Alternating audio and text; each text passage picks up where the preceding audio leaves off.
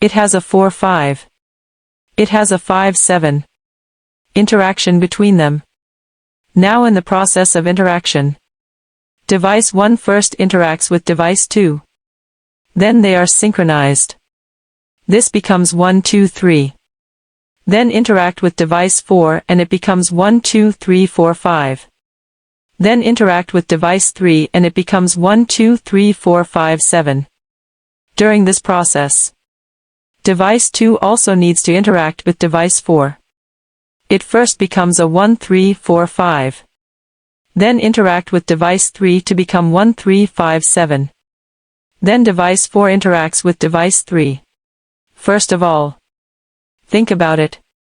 If two devices interact in pairs, one question you have to think about is, when device 1 interacts with device 4, then device may first have learned the overall information of device 4 from device 2. This process will be messy. The overall process is iterative. That is, concurrent traffic at the same time. Devices are learning from each other.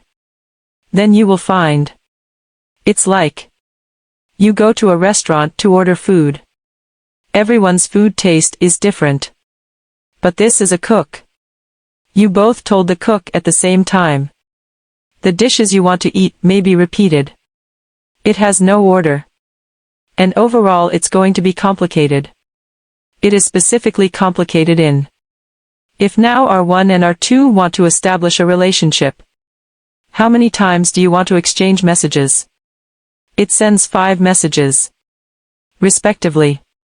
Hello. DD. LSR. LSU. LSAC. Both of them can be synchronized. R1 and R4 exchange 5 kinds of messages. R1 and R3 exchange 5 kinds of messages. R2 and R4. R2 and R3. R4 and R3. There are 5 interactive messages. Then there are 6 adjacencies in total. We call this relationship the full internet. This method is actually very unoptimized. You will learn a lot of scenarios in the future. Neither is fully connected. A total of 6. Respectively. R1 and R2. R1 and R3. R1 and R4. R2 and R3. R2 and R4. R3 and R4. Adjacency. Then you will find, when they establish an adjacency, a lot of information itself is synchronized. There are a lot of interactive messages. But there is no priority. And less valuable. So that's just 4 devices. What if there are 20 devices now? 20 devices still need to establish a relationship one by one. So the whole environment, amount of information synced between devices, will be huge. The number of interactions will increase. In this case you will find, under the same broadcast domain, if the number of routers is more, then the more adjacencies relationships are established. If more adjacencies, then the more messages exchanged. Then there are 2 problems. The first question is, it will consume too much link bandwidth. There is no way to run other data on the entire link. Just run this OSPF packet. The second question is, this affects the processing performance of the device. Now the device has been receiving messages. But many of the messages it receives are its own messages. It also costs a portion of the processing power. To see if the content in the received message is useful. That it receives so much. It's useless to find. It will be very troublesome. Here is a formula. Just tell everyone. N times n minus 1 divided by 2. N is the number of devices. For example, now 4 devices. The number of relationships established is 4 times 3 divided by 2 is 6. Let's say there were 20 devices just now. 20 times 19 divided by 2 is 190. You will find 190 pairs of adjacencies.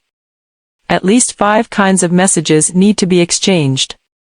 That's 950 packets. Certainly. When the end device is making a data request, request this list. It may not be finished once. Are interactive with each other. But far more than so many messages. Even thousands of messages. So it is very large. So it will affect the processing performance of the device.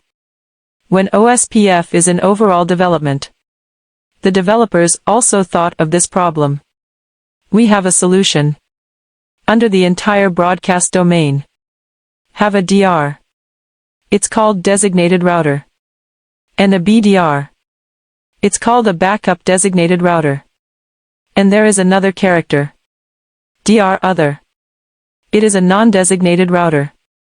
Nor backup designated router. Then in this process, let's assume it's a DR. It is a BDR. Then all other devices are DR other by default. Then in this process, what is the difference between it and the 2 relationships we just mentioned? Establish neighbor relationship and establish adjacency.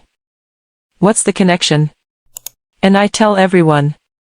DR and BDR are selected in this place among the 7 states.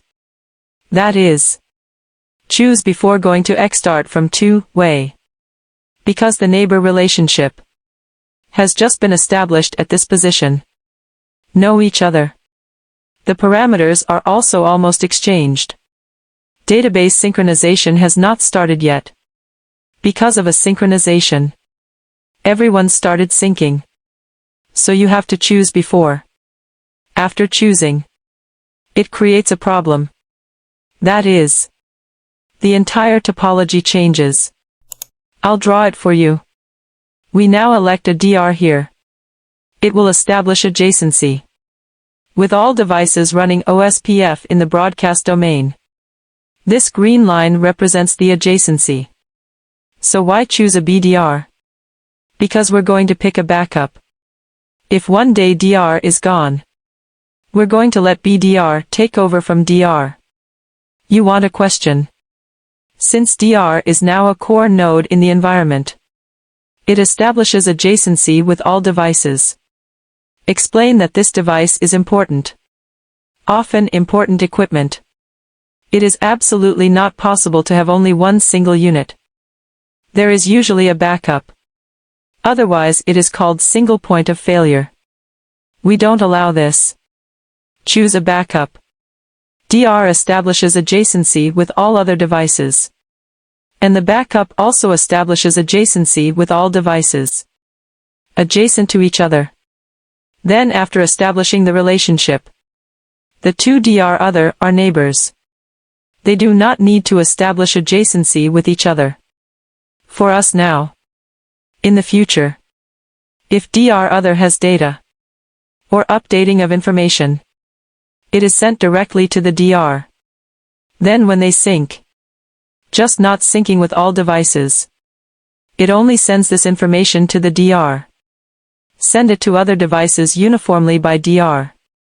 I will give you a brief introduction. This is not very important to us at this stage. Just know it.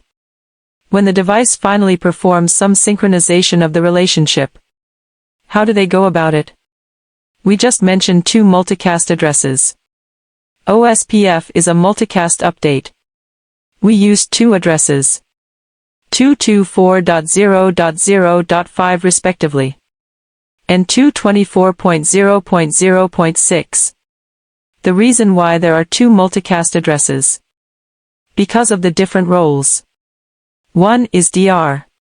One is BDR. One is DR other.